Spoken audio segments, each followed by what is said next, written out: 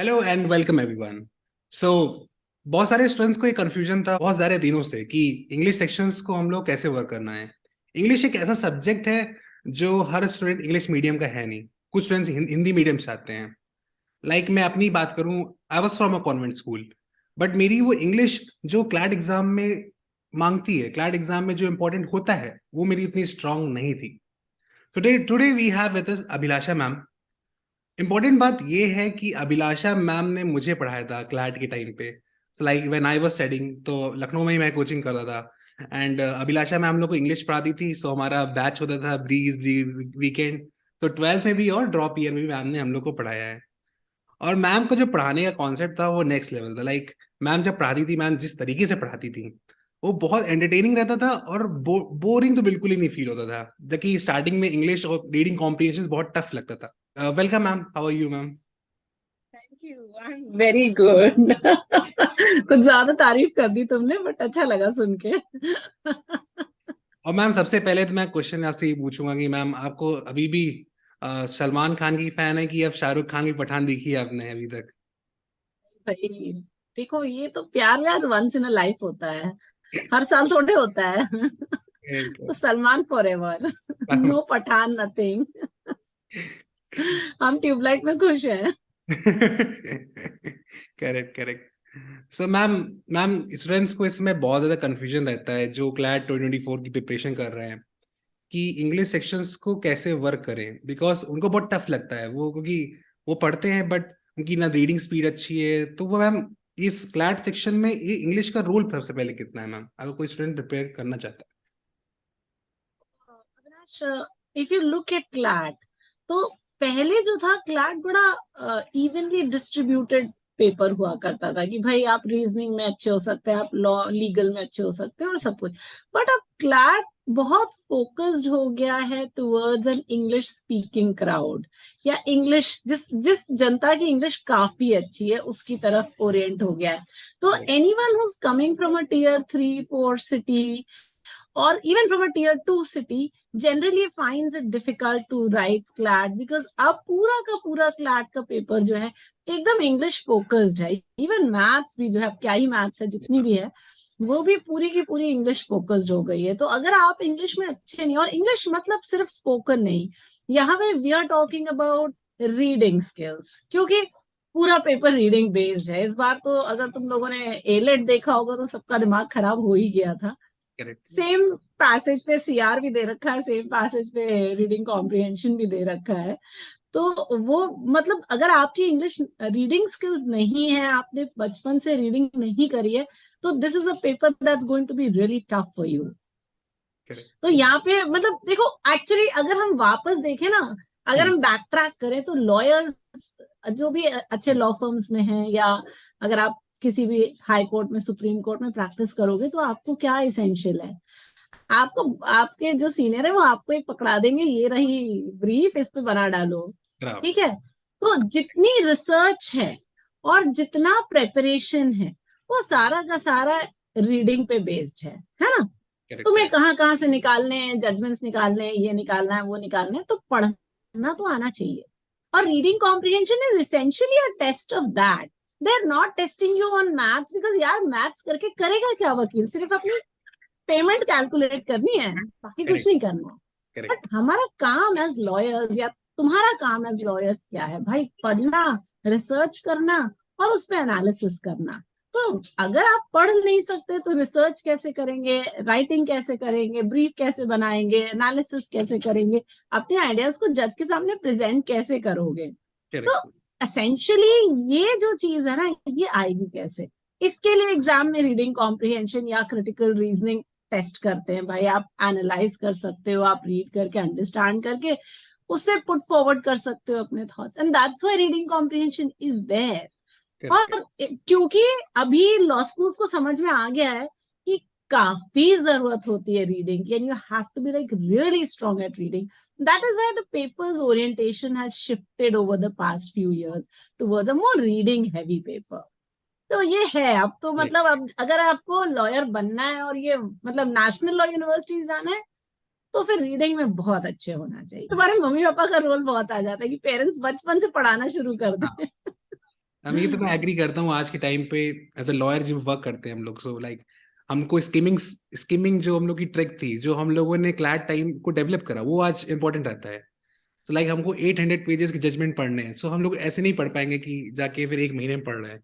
Like we need to have a good speed. अब वो CLAT में जो आपने प्रिपरेशन करा, क्लैट में सिलेक्शन हो या ना हो, क्लैट में अगर सिलेक्शन होता है तब भी बढ़िया, नहीं होता है तो भी ठीक है। बट इंपॉर्टेंट क्या है कि जो स्किल्स डेवलप होती है ना, वो एट द एंड हेल्प करती हैं to become a good of lawyer. Course ये तो लाइफ स्किल है ना करेक्ट भाई। करेक्ट। रीडिंग है, वोकैबुलरी है, ये तो लाइफ स्किल है। ऐसा थोड़े कि 2 साल पढ़ लिया या 1 साल पढ़ लिया उसके बाद भूल जाओगे सारे वर्ड्स। तो then still be your, it's your arsenal that you are building. तो वो आपके पास रहेगा, पूरे लाइफ रहेगा। अच्छा रीडिंग करोगे, आगे जाके कितनी सारी चीजें पढ़ने को मिल सकती हैं। And that will only happen if you have an habit of reading, if you are able to understand things. तो ये तो एब्सोल्युटली। मैम अगर इंग्लिश सेक्शन की मैम हम लोग अगर प्रिपरेशन करना चाहते हैं for CLAT exam, so like what should be our starting हम लोग किस तरह से कर सकते हैं इसकी? If you are looking at preparing for CLAT and if you're looking at solving the reading comprehension, तो इसके बेसलाइन 2 स्किल्स होती हैं, ठीक है, किसी भी लैंग्वेज की। एक तो उसके रूल्स और दूसरे उसके वर्ड्स। अगर ये 2 चीजें हमें नहीं आती हैं तो हम कोई भी लैंग्वेज अच्छे से मास्टर नहीं कर सकते। So therefore, if you want to be really good at your reading comprehension also, 2 things are absolutely essential. एक, vocabulary में अच्छा होना। जब तक अच्छे लेवल के वर्ड्स समझ में नहीं आएंगे, आप उन्हें पढ़ के करोगे क्या? पढ़ोगे, समझ ही नहीं आएगा। आधा टेक्स्ट आपके ऐसे हवा में निकल जाएगा and you will be like what is it that I am doing. तो पहली चीज, your vocabulary has to be like really really strong, ठीक है। दूसरा, क्योंकि क्वेश्चन नहीं आ रहा है वोकैबुलरी के, लेकिन आरसी आएगा। बिल्कुल। और दूसरा ये कि ग्रामर भी अच्छी होनी चाहिए। अगेन ग्रामर में देखो, हम लोगों ने कभी एक जमाने में, मैंने हो सकता है तुम लोगों को क्लास में कराए होंगे conditionals, first conditional, second conditional कराए थे ना। तो जब हम कंडीशनल्स यूज करते हैं तो कोई सेंटेंस अगर इफ से लिखा हुआ है, if I were something, if I were you I would do this, तो तुम्हें पता है कि मैम इमेजिनरी बात करी ना, मैम मैं हो सकती है ना ये करेंगे, लेकिन कह रहे हैं ऐसी चीज। Writer is expressing that wish. तो ये चीजें हमें आई तो तभी ना, ये अंडरस्टैंडिंग हमें तभी आई जब हमने ग्रामर पढ़ी। तो 2 बेसलाइन स्किल्स होती हैं जो हर एक को आनी चाहिए। जनरली ज्यादातर बच्चे स्कूल में ग्रामर तो कर ही के आते हैं, एटलीस्ट आईसीएसई बोर्ड के बच्चे ग्रामर करके आते हैं, या स्टेट बोर्ड के बच्चे भी, जैसे यूपी बोर्ड के बच्चे हैं, उनका ग्रामर अच्छा होता है। लेकिन सीबीएसई में ग्रामर नहीं पढ़ाते। So if you are somebody from CBSE board, then a little bit of brushing up और working on your grammar is required. बहुत हाई पोल्यूटिंग ग्रामर नहीं चाहिए, बेसिक ग्रामर चाहिए। तो आपको पार्ट्स ऑफ स्पीच समझ में आने चाहिए, आपको जो बेसिक सेंटेंस कंस्ट्रक्शन है वो समझ में आना चाहिए। इतना अगर आ गया है तो आप सॉर्टेड हो जाओगे। और तीसरा और सबसे इंपॉर्टेंट चीज, रीडिंग में इंटरेस्ट होना चाहिए। तो अगर रीडिंग नहीं कर रहे हो तो वहां पे दिक्कत होने वाली है। तो 2 चीजें हुई, ग्रामर और वोकैबुलरी, और तीसरी और सबसे एसेंशियल स्किल है रीडिंग की। Now that is the toughest thing. देखो वोकैबुलरी सब लोग कर लेते हैं, वर्ड पार मेडीज यूज कर लो, थोड़े से 5 वर्ड्स हर रोज याद कर लो। इतने सारे एप्स आ गए हैं अब वोकैबुलरी के, you can just download some 3-4 word game, scrabble है, बॉगल है, ये सब करके खेला जा सकता है और सीखा जा सकता है। तो वोकैब इंप्रूवमेंट अब फन भी है और प्रैक्टिस भी कर सकते हो। ग्रामर के साथ भी यही चीज है कि उसमें 100-150 रूल हैं, अगर आपने उनको कर लिया है तो आप सॉर्टेड हो जाओगे। बट रीडिंग ऐसी चीज है, हम सब भागते हैं। 90% ऑफ द जनता जो है, उन्होंने एक किताब को हाथ भी नहीं लगाया होता है। तो जब उनसे कहते हैं बेटा रीडिंग करो, और तुम भी जानते हो, हम क्लास में, पहली क्लास में ये कह देते थे, आओ बेटा अखबार पढ़ने हैं और नॉवल पढ़नी है और ये पढ़ना, and everybody would have a heart attack कि अरे इतनी चीजें पढ़नी है। मैं सच कह रही हूँ ना, देखो तुम्हें भी याद ही होगा। बिल्कुल बिल्कुल कि अरे इतनी चीजें पढ़नी है तो मैं पढ़ूंगा ही नहीं, खत्म हो जाता है वहीं पे, आदमी वहीं पे डिसहार्टन हो जाता है। But now we must understand कि अगर एग्जाम करना है और एग्जाम की एक्सपेक्टेशन ये है, तो हम प्रेपरेशन यहाँ पे नहीं कर सकते, हमें भी तो ये चीज मैच करनी पड़ेगी। तो अगर एग्जाम रीडिंग कॉम्प्रिहेंशन का है तो कहीं ना कहीं हमें रीडिंग पे वर्क करना पड़ेगा। Therefore, the most important thing for CLAT is working on your reading comprehension. That is the number one thing that you have to do. उसके बिना काम नहीं चलेगा। अब रीडिंग कॉम्प्रिहेंशन के दो हिस्से हो गए, रीडिंग और कॉम्प्रिहेंशन। तो कॉम्प्रिहेंशन के लिए हम वोकैब और ग्रामर ऑलरेडी कर रहे हैं, मैं अज्यूम कर लेती हूँ कि हम कर रहे हैं, बट रीडिंग के लिए हमें प्रैक्टिस चाहिए। अब रीडिंग ऐसा भी नहीं है कि यार हफ्ते में एक दिन मैंने एक नॉवल पढ़ ली हो गया काम, कि 10 घंटे नाइट आउट करके पढ़ लिया and we are done. No, reading is something that you have to do consistently. हर रोज अगर तुम 20 मिनट 25 मिनट, वैसे तो ऑप्टिमली 1 घंटे रीडिंग करनी चाहिए हर रोज, क्योंकि जिसने नहीं कभी रीडिंग करी है उसको आदत डालनी पड़ेगी। करेक्ट। सो देयरफॉर 1 घंटा करना चाहिए, बट शुरुआत में अगर तुम 1 घंटा करोगे बेहोश हो जाओगे, पहले ही दिन कह दोगे कि हमसे नहीं हो रहा एंड आई एम सॉरी। तो in the initial phases read something easy and read for short periods of time. दिन में 3 स्लॉट बना लो, 15-15 मिनट के या 20-20 मिनट के, और उतनी उतनी देर पढ़ो। एक बार सुबह कर लिया, एक बार दोपहर में कर लिया, एक बार शाम को या रात में लेटते समय थोड़ा 20-20 मिनट्स का टाइम बना करके रीड करो। क्या रीड करोगे? तो कुछ भी रीड करो, कॉमिक्स पढ़ लो। शुरुआत में you should read anything that makes you interested in reading. तो मेरा, I tell you, my favourite is always like writers like Enid Blyton, writers like JK Rowling, Harry Potter की सीरीज है, या इस टाइप का नैन्सी ड्रू, हार्डी बॉयज, ये type की books. और नहीं तो फिल्म फेयर टाइप की मैगजीन्स मुझे बहुत बढ़िया लगती है। देखो, everybody likes talking about film stars and this and that, and when you read it it's very intriguing, मन आता है ना हमारा। तो अगर तुम कुछ नहीं कर रहे हो तो इनिशियली ऐसे कुछ फन मैगजीन्स, फन कॉमिक्स हैं, आर्चीज है, टिंटिन है, और भी बहुत सारे कॉमिक्स आते हैं, वहां से स्टार्ट करो। 20-20 मिनट्स करोगे तो थोड़ा थोड़ा मन लगने लगे, थोड़ा मन लगने लगे 10-15 दिन के बाद तो थोड़ा हैरी पॉटर तक आ जाओ। हैरी पॉटर क्योंकि सबने देखी हुई है, तो everybody knows the context and all, तो पढ़ने में मजा भी आता है और मन भी लगता है। लाइक मैंने तो हैरी पॉटर की बुक्स कम से कम 50-50 बार पढ़ी होंगी, बट क्योंकि इट्स फन टू रीड। हम लोग, मैं और सम्राट, जब लॉकडाउन था तो हमने कम से कम 8-8 बार तो हर मूवी देखी हैरी पॉटर की, और पढ़ भी डाला कितनी बार, because we were free and it was fun. तो that is something that you can also do. So read a bit, थोड़ा थोड़ा। तब फिर कहूंगी कि 20-20 मिनट को 25-25 मिनट कर लो, और थोड़ा सा रीडिंग में आ जाओ। जब रीडिंग में थोड़ा सा आ जाओगे तो थोड़ा नेक्स्ट लेवल पढ़ना शुरू करो भाई। अब आसान से थोड़ा कैट लेवल, अपने क्लैट लेवल की तरफ बढ़ो। तो क्लैट लेवल की तरफ बढ़ोगे तो एक तो कुछ मत करो, हिंदू से पढ़ना शुरू कर दो। न्यूज़पेपर होता है कुछ, और मैं ये नहीं कह रही हूँ हिंदू पूरा पढ़ो, भाई पूरा पढ़ने में बेहोशी आती है। तो सिर्फ एडिटोरियल के 1-2 छोटे छोटे आर्टिकल्स उठाओ और उनको पढ़ो, बस दैट्स इट। एडिटोरियल, जो फ्री वाला एडिटोरियल आता है ऑनलाइन, वो बहुत छोटे छोटे आर्टिकल्स होते हैं। तो इफ यू रीड दोस, वो उतना प्रेशर भी नहीं होता कि अरे मैंने हिंदू का आर्टिकल पढ़ लिया, इतना बड़ा था कि मुझे बेहोशी आ रही है। नो, सो रीड दो स्मॉल आर्टिकल्स, वो बढ़िया रहते हैं, मजा आता है पढ़ने में। छोटा सा आर्टिकल है, 10-15 मिनट लगेगा and you are done with it. तो ऐसे वाले आर्टिकल्स पढ़ना शुरू कर दो। जब एडिटोरियल का लेवल पे आ गए तुम, ये तुम्हें करीब 2-2.5 महीने लग जाएंगे। So if it is February now, February, March, by April you should be at Hindu editorial level, and then it is only a matter of now continuing to read. फिर आप 20 मिनट से 25 करिए, 30 मिनट करिए, आप 1 घंटे का एक consistent time बना लीजिए कि मैं 1 घंटा रीडिंग करूंगा, डेली 1 घंटे पे आ जाओ। और आर्टिकल से देखो इतने सारे सोर्सेज हैं। एऑन एसेज इतना बढ़िया सोर्स है ऑफ आर्टिकल्स। aldaily.com एक बहुत अच्छा सा सोर्स है। प्रोजेक्ट सिंडिकेट में भी बहुत अच्छे आर्टिकल्स होते हैं, बट प्रोजेक्ट सिंडिकेट के आर्टिकल्स थोड़े लंबे होते हैं, तो 10,000-15,000 वर्ड के होते हैं। And writers like Shashi Tharoor are writing for Project Syndicate, तो बड़े अच्छे अच्छे writers and very beautifully well written articles, तो आप वो पढ़ सकते हो। एल डेली में आर्ट, मतलब लिटरेरी आर्टिकल्स आते हैं, बुक रिव्यूज आते हैं, राइटर्स के ऊपर स्टोरीज आती है, उनकी लाइफ स्टोरीज है, तो वो बड़ा अच्छा सा होता है, लिटरेरी क्रिटिसिज्म होता है। तो पिकअप 2-3 डिफरेंट सोर्सेज, और उनमें से कभी किसी एक में से एक आर्टिकल पढ़ लिया, कभी किसी और में से एक आर्टिकल पढ़ लिया, तो तुम्हें वैरायटी की आदत हो जाएगी।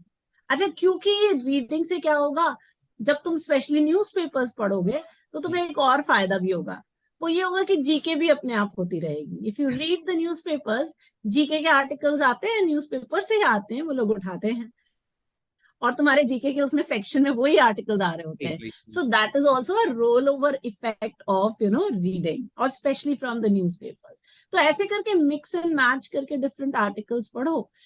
ये एक कंसिस्टेंट चीज होनी चाहिए. इसके साथ डेली एक आरसी भी प्रैक्टिस करो. देखो, क्योंकि हमारा गोल क्या है? हमारा गोल रीडिंग नहीं है सिर्फ, आरसी हमारा गोल एग्जाम क्रैक करना भी है. तो अगर तुम डेली एक आरसी भी प्रैक्टिस करते रहोगे, ज्यादा मत करो, ठीक है, you will go to that 5 RC limit also. ऐसा नहीं है कि नहीं जाओगे, बट शुरुआत में एक आरसी अगर तुम डेली करते रहोगे धीमे धीमे, for 1 month do 1 RC, for the second month start doing 2 RCs, for the third month start doing 3 RCs. When you reach 5 RCs, then you can start timing yourself, and then you can reduce the time also. तो धीमे धीमे एक एक RC भी add on करते जाओ. तो इधर तुम्हारा रीडिंग चलता रहेगा, उधर तुम्हारा एक एक आरसी चलता रहेगा. पैरेलली दोनों चीजें चलाओगे तो सही तरीके से आ जाएगा आरसी पे, मतलब, and then you are set for the exam. And ma'am मैंने भी कुछ ऐसे ही करा था. लाइक मेरे लिए इंग्लिश बहुत डिफिकल्ट था. लाइक आरसीज मेरे लिए बहुत डिफिकल्ट थे. सो मैम मैं क्या करता था ma'am, in the first attempt, मतलब I didn't attempt any RCs. मुझे आरसीज बिल्कुल नहीं पसंद थे, मैं सॉल्व ही नहीं करता था. एंड देन जो सेकंड अटेम्प्ट में सीख गया, मैंने कहा फर्स्ट अटेम्प्ट के बाद मैंने कहा अब तो नहीं होना है, बिकॉज मैंने आरसीज बिल्कुल फोकस नहीं करा था. एंड सर नेक्स्ट अटेम्प्ट मैंने मैम क्या करा था कि लाइक सुबह उठते ही मॉर्निंग में सबसे पहला काम, सबसे डिफिकल्ट टास्क जो मुझे लगता था, दैट इज आरसीज. मैं सबसे पहले एक आरसी सॉल्व करता था, and then jump down to other subject, other topics, readings जो था इंटरेस्टिंग था. एंड मैम रीडिंग तो मैम वो टॉपिक्स मैं करता था जो शायद थोड़ा सा, जैसे पॉलिटिकल में थोड़ा सा पसंद था initially. And may be Indira Gandhi की बायोग्राफी थी, एक स्टार्टिंग ऐसे करी थी मैंने. लाइक देखो अविनाश, होता ही है ना, जो चीज में मन लगता है, जो हाँ, अपने पसंद के टॉपिक्स होते हैं, अगर उनसे पढ़ो तो फिर मन आता है. That's why I said read film fair, read comics, you will find out. हो सकता है किसी को ऑलरेडी इंटरेस्ट हो स्पोर्ट्स में, तो तुम स्पोर्ट्स की बुक्स निकाल सकते हो. इतने सारे ऑटोबायोग्राफीज हैं, इतने अच्छे अच्छे स्पोर्ट्समैन की ऑटोबायोग्राफीज, बायोग्राफीज हैं, पढ़ो. मैं खुद इतनी सारी बायोग्राफीज पढ़ डालती हूँ, और मुझे बहुत मजा आता है. I find it very interesting to peek into somebody else's life and find out what they are and how their lives are, क्योंकि सबकी लाइफ जर्नीज अलग अलग है. तो वहीं से इंटरेस्ट बन के आएगा. अल्टीमेटली हमें क्या करना है? हमें एक जगह पे 2 घंटे बैठ करके पढ़ने की आदत डालनी है. करेक्ट. तो वो आएगी, स्लोली आएगी, बट आ जाती है. It's not an impossible task. जो लोग पढ़ रहे हैं वो लोगों ने भी ऐसे ही बनाया. अब ये बात है, उन्होंने 10 साल में बनाया, तुम्हें 1 साल में बनाना है. तो जो 10 साल वीजा भी 1 साल है, तो if somebody did like 10 minutes of reading every day, you have to intensify it and do 10 times as much. तो Correct. सिर्फ ये लेवल का फर्क है, बाकी कुछ नहीं है. Beautiful ma'am. मैम एक क्वेश्चन ये है कि लाइक जब हम लोग आरसी सॉल्व करते हैं, सो लाइक उसमें जब ऑप्शंस लाइक जैसे वो है मेन आइडिया क्या है, इन्फ्रेंस क्या है, सो मैम वो चारों ऑप्शंस जो होते हैं लाइक बहुत एक जैसे होते हैं, and it's so difficult to guess कि अब क्या होगा, अब क्या होगा. तो मैम उस पे मैम कैसे जाना चाहिए? अविनाश, जब हम कोई भी क्वेश्चन उठा रहे हैं, हम्म. तो पहली चीज तो जब तुम क्वेश्चन देखते हो ना, तो हम्म. जो क्वेश्चन में कीवर्ड्स हैं, भाई हर क्वेश्चन के कुछ कीवर्ड्स होते हैं. तो करेक्ट. जो क्वेश्चन का कीवर्ड है उसको पकड़ो. ठीक. अब हम्म. मान लो मेन आइडिया का क्वेश्चन है, तो while you are reading the passage, तुम्हें 3 चीजें उठानी है. तुम्हें उठाना है CFE, ठीक है, कॉफी, मैं इसे कॉफी कहती हूँ. C, कैरेक्टर्स, यानी वो आर्टिकल किसके बारे में है. ठीक. हम्म. F यानी फ्लो ऑफ थॉट, यानी उसने पहले पैराग्राफ में क्या बोला, दूसरे में क्या बोला, तीसरे में क्या बोला, और कहीं पे क्या कोई कहानी में ट्विस्ट हुआ, यानी कि कोई कॉन्ट्रास्टिंग कंजंक्शन आया. करेक्ट. क्योंकि जैसे ही कॉन्ट्रास्टिंग कंजंक्शन आएगा स्विच हो जाएगा. Right. So flow of thought. और तीसरा इमोशन, यानी राइटर जिस कैरेक्टर के बारे में बात कर रहा है उसके बारे में अच्छी बात कर रहा है, बुरी बात कर रहा है, पॉजिटिव है, नेगेटिव है, एंग्री है, हैप्पी है, सैड है, what is the writers emotion. तो अगर हमने कॉफी पकड़ लिया, character, flow of thought and emotion, तो हमने मेन आइडिया तो उठा लिया है. तो while you are reading the article only, तुम्हें जब पढ़ते समय तुम्हें ये ध्यान रखना है कि भाई मुझे कैरेक्टर्स पकड़ने, मुझे फ्लो ऑफ थॉट पकड़ना, और मुझे इमोशन पकड़ना. तो रीड करते समय भाई जो नाउन्स एंड प्रोनाउंस बार बार रिपीट होते हैं वो तुम्हारे कैरेक्टर्स हैं. क्योंकि उसी के बारे में तो बात कर रहा है। करेक्ट ठीक, करेक्ट। जो कंजंक्शंस तुम्हें दिखाई देते हैं, जहां जहां तुम्हारे कंजंक्शंस आएंगे वो तुम्हें बताएगा फ्लो ऑफ थॉट क्या चल रहा है। भाई अगर उसने कहा, राइटर ने कहा, this is the way of doing something, first, second, third, fourth, तो तुम्हें फर्स्ट, सेकेंड, थर्ड, फोर्थ से पता चल गया ना कि ये स्टेप वाइज कुछ चल रहा है। उसने कहा समथिंग, एक पैराग्राफ में बोला समथिंग समथिंग, अगले में लिखा बट समथिंग एल्स। तो अब तुम्हें पता है कि भाई जो पहला थॉट था अब वो पूरा ही निगेट हो चुका है, और अब राइटर तुम्हें एक नई थॉट दे रहा है जो उसकी अब एक्चुअल थॉट है, राइट। तो अगर हम पैसेज में अपना कॉफी पकड़ लिए, कैरेक्टर, फ्लो और इमोशन, तो हमारा मेन आइडिया पकड़ना कोई मुश्किल रह ही नहीं जाता है। So when you are doing this, the main idea question, just remember to pick up your coffee and you will have it sorted. एकदम मतलब ऐसे हो जाएगा 1 सेकंड के अंदर, मक्खन की तरह। सो आई वुड रिकमेंड ठीक एवरी है, स्टूडेंट की मैम की क्लास ढूंढो जहां ढूंढ पाओ, लाइक गेट लेक्चर्स, मैम के लेक्चर्स लो, बहुत अच्छे से समझ आएगा, ये सब इजीली क्रैक करोगे, like how to get into this. So ma'am, this was really beautiful explanation ma'am, की ये समझ आने लगेगा लोगों को कि कैसे वर्क करना है। मैम वोकैबुलरी मैम कैसे कंप्लीट करें, लाइक वोकैबुलरी मैम सारे वर्ड्स तो मतलब कंप्लीट नहीं हो सकते, लाइक स्टूडेंट्स थिंक कि अब सब तो वर्ड्स याद नहीं हो पाएंगे, इधर ऐसे वर्ड्स आ जाएंगे, ऐसे आ जाएंगे। सो भाई लाइक रेगुलर हमें क्या करना चाहिए, रेगुलरली, डेली, कंसिस्टेंटली क्या होना चाहिए? चीजें करनी चाहिए, क्योंकि अगेन हम एक टाइम में चल रहे हैं, हमारे पास इनफाइनाइट टाइम तो है नहीं। Yes. हम ये सोच के चल रहे हैं कि मान लो एग्जाम दिसंबर में है तो हम दिसंबर तक तो वर्ड्स नहीं याद करेंगे ना। हम कोशिश करेंगे कि एक बड़ा चंक नेक्स्ट 3-4 मंथ्स में कर ले, और उसके बाद थोड़ा थोड़ा थोड़ा थोड़ा करते रहे। क्योंकि भाई जब बड़ा चंक अभी कर लेंगे तो हमारा रीडिंग कॉम्प्रिहेंशन सॉर्टेड होने लगेगा, right? So therefore what we must do at this point of time is essentially 2 or 3 things that you should do. पहला कि वर्ड पार मेड इजी या ऐसा कोई भी एक वोकैब बुक जरूर उठा लो। आई नो सब लोग रोने लगते हैं कि अरे मैम क्या कह रहे हो, वर्ड पार मेड इजी करना पड़ेगा। लेकिन देखो वर्ड पार मेड इजी में मुझे 2 एडवांटेजेस दिखते हैं। पहला ये कि उन्होंने एक बड़ा सिस्टमेटिक रिविजन एंड रेपिटेशन का मेथड लगा रखा है। तो जो वर्ड तुम्हें चैप्टर 1 में दिखेगा वो तुम्हें चैप्टर 5 में दिखेगा इन एन एक्सरसाइज, और फिर चैप्टर 10 में कहीं दिखाई दे जाएगा इन सम रिविजन ऑल्सो, राइट। तो वो जो मल्टीपल इटरेशंस हैं लर्निंग के उस बुक में, वो बहुत अच्छा है। तो दैट्स वन। दूसरा ये कि जो वोकैबुलरी का बिल्डिंग बेस है, यानी कि रूट वर्ड्स, उसको वर्ड पार मेड इजी में बहुत अच्छे से कवर किया हुआ है। So they've taken up, let's say हर चैप्टर में उन्होंने 5, 6, 8 रूट्स लिए और उस रूट पे वर्क किया है। तो होता यह है कि जब तुम एक चैप्टर पढ़ लेते हो और उसके रूट्स तुम्हें आ जाते हैं, तो जब वो रूट वर्ड्स तुम्हें कहीं या उससे रिलेटेड वर्ड्स तुम्हें कहीं दिखाई देंगे तो समथिंग वाज पासिंग बाय, तो तब क्या होगा, तब तुम्हारे लिए बड़ा इजी हो जाता है उस वर्ड को रिकग्नाइज करना। जैसे हम लोग अब फोन, हमें सबको पता है फोन मतलब साउंड है, तो जहां भी फोन आता है हमें मालूम होता है यार ये साउंड से रिलेटेड है ही है ना। तो root words are very helpful in that. And खुद से याद करना probably डिफिकल्ट होता है, but if you have a systematic method and it's already there in a book and you just have to spend like 15-20 minutes covering one chapter. अब उसमें 47 chapters हैं तो 47 डेज हो गया, 2-4 एक्स्ट्रा दिन लगा लो, 50-60 दिन लगा लो, 60 days means 2 months. In 2 months you have covered almost 200 routes, and consequently अगर हर रूट के तुमने 5 वर्ड्स भी किए तो कम से कम 1000 वर्ड्स तो तुमने ऐसे ही सीख लिए। yes, करेक्ट है ना। तो बहुत सिंपल तरीके से, तो एक चीज ये जरूर करनी चाहिए सबको कि वर्ड पार मेड इजी है या ऑल अबाउट वर्ड्स है। जनरली मैं word power made easy suggest करती हूँ, कहती हूँ कि उसके बाद नेक्स्ट लेवल पे ऑल अबाउट वर्ड्स भी कर लो। और तो दैट्स वन थिंग। दूसरी चीज जो करनी चाहिए वो अपनी डिक्शनरी बनाओ। Okay, I always suggest this, build your own dictionary. You know again it's not rocket science. आपको एक कॉपी रखनी है, अच्छी मोटी सी एक नोटबुक खरीद लो, उसको A से Z में डिवाइड कर लो, और जब तुम रीडिंग करते हो और तब कोई डिफिकल्ट वर्ड आता है तो उसको उस पर्टिकुलर सेक्शन में लिख लो। ठीक है, जब कभी फ्री हो एंड ऑफ द डे तो उसका मीनिंग निकाल के लिख लो। अच्छा, मीनिंग अब निकालना इतना इजी है, डिक्शनरी भी नहीं उठानी है, गूगल करना है, मीनिंग, सिनोनिम, एंटोनिम, एक सेंटेंस लिख करके रख लो।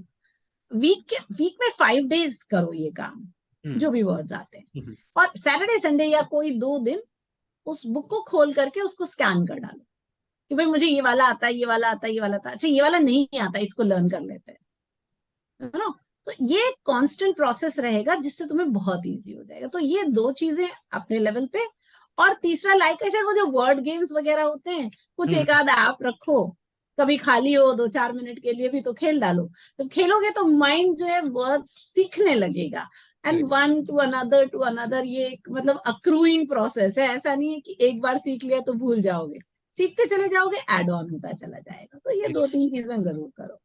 मैंने भी ma'am word power made easy use करा था, लाइक सो एटिमोलॉजी जो वर्ड है, जैसे ऑस्टियोसाइट्स, फोटोन, सो लाइक हर चीज बहुत ही अच्छे से डिस्क्राइब है, बहुत सिस्टमेटिक है। Yes yes yes. Ma'am. Also अगर मतलब एक और हम लोग की जो फ्रेंड है जिज्ञासा, जिज्ञासा ने भी एक बुक लिखी है वर्ड वाइज, वो भी बड़ी अच्छी बुक है। It's a very wonderful book for practice. उसमें लर्निंग नहीं कर सकते हो, लेकिन जब मान लो तुमने लर्न कर लिया ओके तो ओके। तुम उससे प्रैक्टिस कर सकते हो। उसमें बहुत प्रैक्टिस एक्सरसाइजेस हैं for vocabulary. So that's also a very good book for vocab improvement. तो ये भी मैम कर आई सकते थिंक आपने भी मैम शायद सीआर की कोई बुक लिखी है, आई थिंक हैं। मैंने श्याम। रीजनिंग और क्वांट की बुक लिखी है, हाँ। तो श्याम सर और मैंने एक बुक डाली, quantitative aptitude and reasoning. So he wrote the quant portion, I wrote the reasoning portion. So ma'am अब हम लोग थोड़ा सा रीजनिंग पोर्शन पे भी आते हैं मैम। हम it's also one of the difficult sections जो स्टूडेंट्स बहुत डरते हैं उससे। सो मैम रीजनिंग सेक्शंस के लिए कैसे हम लोग आगे बढ़ सकते हैं प्रिपरेशन में मैम? रीजनिंग में अब क्लैट में तो इसेंशियली आ रहा है क्रिटिकल रीजनिंग ही, है ना, करेक्ट। विच मीन्स आइडेंटिफाइंग किसी भी आर्ग्यूमेंट को स्ट्रेंथन करना या वीकन करना, या उसका इन्फरेंस निकालना, या उसका कंक्लूजन निकालना, या बहुत रेयरली पैरेलल लॉजिक खोजना, कभी कभी पैराडॉक्स निकालना। तो जब हम क्रिटिकल रीजनिंग करते हैं, अगेन इसमें देखो रीडिंग का बहुत इंपॉर्टेंट एलिमेंट है। अगर आप रीडिंग में अच्छे हो तो ये भी आप अच्छा करोगे, बट फिर भी ये there is a science in critical reasoning. तो अगर आप आर्ग्यूमेंट की एनालिसिस अच्छे से कर लेते हो, जो तुम्हें पैराग्राफ देता है उसमें डिफरेंट सेंटेंसेस का क्या रिलेशनशिप है, कि भाई क्या राइटर कहना चाहता है, उसके लिए वो क्या सपोर्टिंग प्रूफ दे रहा है, क्या कंक्लूजन है, क्या सब कंक्लूजन है, उस कंक्लूजन से तुम क्या इन्फर कर सकते हो, कौन सी ऐसी स्टेटमेंट है जो उसने लिखी नहीं है लेकिन वो जानता है कि ये ट्रू होगी तभी कंक्लूजन पे पहुंचेंगे। तो जो आर्ग्यूमेंट का एनालिसिस है, that becomes very very important. So when you are doing critical reasoning, the ability to recognize sentences as a proof of something, or a proof or evidence of something, or something that the writer wants to put forward to you, you should be able to recognize that. तो ये चीज अगर हम पहचानने लगते हैं कि भाई ये राइटर ये कंक्लूड कर रहा है या इसका असर्शन है, उसके पीछे उसने ये 3 रीजंस दिए हैं, तो ये मेरे प्रूफ्स हो गए, ये इन तीनों रीजंस का कनेक्ट है। तो if you are able to spot that, वहीं से क्वेश्चन करना फिर बहुत आसान हो जाता है।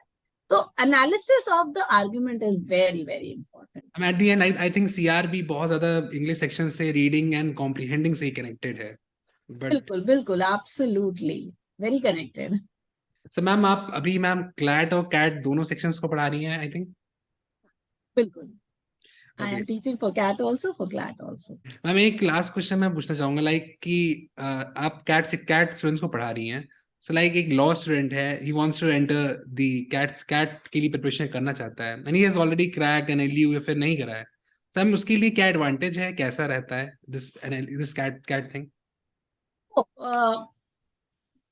अगर आप as a lawyer also if you go to a B school, तो आपको वो एक एज तो मिल ही जाएगा, क्योंकि लॉयर्स ऑलरेडी बहुत सारे थे। वो प्रेपरेशन वाइज अगर बात करें तो प्रेपरेशन बहुत सारा तुम ऑलरेडी कर चुके होते हो, क्योंकि क्लैट का प्रेपरेशन समझ लो 90% कैट का प्रेपरेशन होता है इन टर्म्स ऑफ वीआरसी। तो जो भी क्लैट प्रिपेयर किया है उसका वीआरसी तो काफी प्रिपेयर्ड है। हाँ, क्वांट उसका बिल्कुल प्रिपेयर्ड नहीं है, क्योंकि क्लैट में क्वांट आती नहीं है। तो that will be the area that somebody will need to work on. तो quantitative aptitude, logical reasoning, data interpretation, वो सेक्शन होगा जिसपे आपको काम करना पड़ेगा। इंग्लिश अगर आपने क्लैट क्रैक किया है तो आपकी इंग्लिश ऑलरेडी उस लेवल पे आ चुकी है, बस उसको फाइन ट्यून करने की जरूरत होगी. सो दैट ये तो बहुत आराम से किया जा सकता है. अगर कोई लॉ स्कूल का स्टूडेंट है जो बी स्कूल जाना चाहता है, अरे बिल्कुल आ जाओ यार, बहुत मजे करेंगे. मैं जानती हूँ वैसे कई सारे स्टूडेंट्स हैं मेरे जो लॉ स्कूल से गए हैं बी स्कूल में. So I it's think a ma'am good मेरे जर्नी. फ्रेंड्स हैं, they are also want to pursue this, वो भी आईआईएम और कैट तरफ आना चाहते हैं. सब ये मैंने जरूर करना चाहिए, जरूर करना चाहिए. बिल्कुल आ जाओ, होलिस्टिक प्रेपरेशन हो जाएगी. Lawyer plus manager is a mind blowing combination. Thank you ma'am very much, thank you ma'am very much for coming इन. बहुत सारे कंफ्यूजन डाउट्स अच्छे खासे सॉल्व हुए हैं. एंड मैम की आप बुक देख सकते हो, लिंक डिस्क्रिप्शन में दी होगी. And you know it's amazing book. मतलब श्याम सर जो कि एकदम नेक्स्ट लेवल टीचर है, कोशिश करूंगा उनको भी किसी दिन लाऊंगा. Like he is next level teacher जो आपको एआर पढ़ा सकते हैं. ठीक है, so you can go and buy these books. Thank you ma'am, thank you ma'am for coming in. Thank you Avinash for inviting me. It was a pleasure. तुमसे इतने सालों बाद रिकनेक्ट करके भी बहुत अच्छा लगा. सेम है, सेम है.